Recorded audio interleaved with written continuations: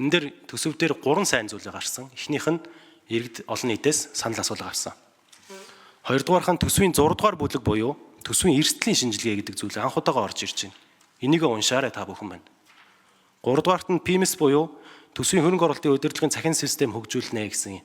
Энэ одоо олон нийтэд нээлттэй болсон харагдаж болохоор байгаа. Та бүхэн ороод хараасай гэж бодож байна. Энэ дээр сүүлийн асуулт жавхлан сайдаас асууя. Энэ цахим системдээ бид нэр төсвийн урсгал зардлаа оруулж өгөх үү? Ийм ажлыг төлөвлөж байгаа болов уу гэсэн асуулт байна. Тусан жамцэг гişүнэ. Энэ PIMS систем ашиглалтанд ороод баг 2 жил болж байгаа шүү. Манай гişүүд энийг бас нэг л ашиглаж өгөхгүй байгаа юм. Тэгээ энийг сайн ашигладаг болоорой. Тэгэх юм бол хэрвээ энийг ингээд гişүүд маань үзэх юм бол энд ер нь асуулт энэ 2-3 дахин багассан шүү. Энд тавих асуулт. Эндээс ер нь нэлээд олон хариулт олоод авчихна. За энэ яг хөрөнгө оруулалтуудын одоо ер нь төлөвлөдөг, гүйцэтгэлийг нь хяндаг.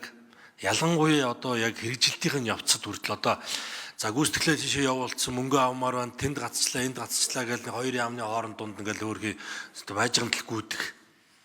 За тэгэл эцэстээ за сангийн яам дээр гаццсан байна, тэнд очиод мөнгө нь гаццсан байна гэдэг. Гэтэл яг энэ системээр ороод харах юм бол одоо зам байлаа гэхэд зам тойрын яам дээр ямар мэрэгжилтэн дээр гаццсан байгаа нь хүртэл харагдана. Хэдэн хоног тэнд хэвтэж байгаа нь хүртэл харагддаг. Ийм систем байгаа шүү. За тэгээ сая Лувсан жамц гишүүний асуусанчлан энд бид урсгал зардлаа тооцдог болсон байгаа.